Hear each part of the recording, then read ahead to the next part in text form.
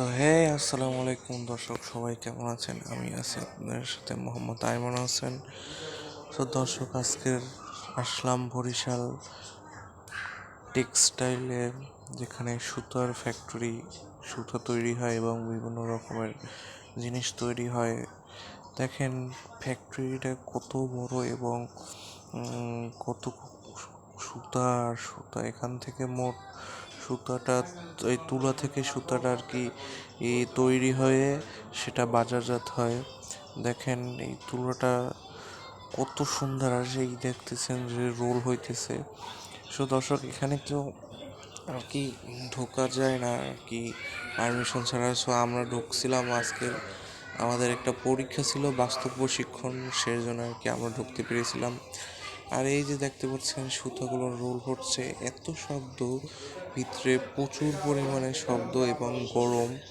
তারা যে কীভাবে কাজ করে সেটা বোঝাই যায় না। এই যে দেখেন কাজ করতেছে, এবং ওই যে আমাদের বন্ধু বান্ধব সব সামনে, ওই যে তারাও আর কি ভিডিও করতেছে দেখেন।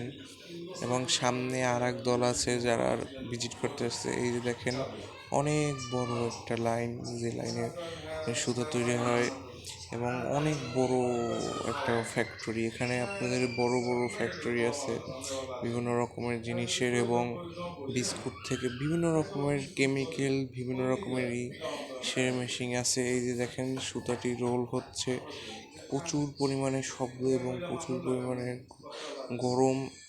এখানে যে মানুষ কিভাবে কাজ করে সেটা ধারণার বাইরে। এখানে এসি চাললে নাকি সমস্যা হয়। এই যে দেখেন একটা মেশিন ঘুরতেছে, এই যে অনেক সুতা তৈরি হচ্ছে।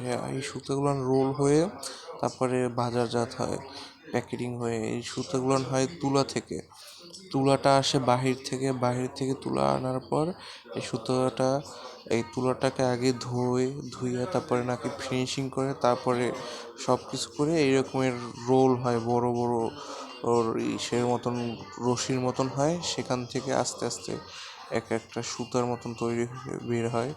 এই যে দেখতে পাচ্ছেন আপনারা, এই দেখেন কত বড় একটা ফ্যাক্টরি। দর্শক, আজকে এই পর্যন্তই, এবং সবাই বেশি বেশি করে লাইক দেবেন এবং ফলো করবেন এবং কমেন্ট করবেন।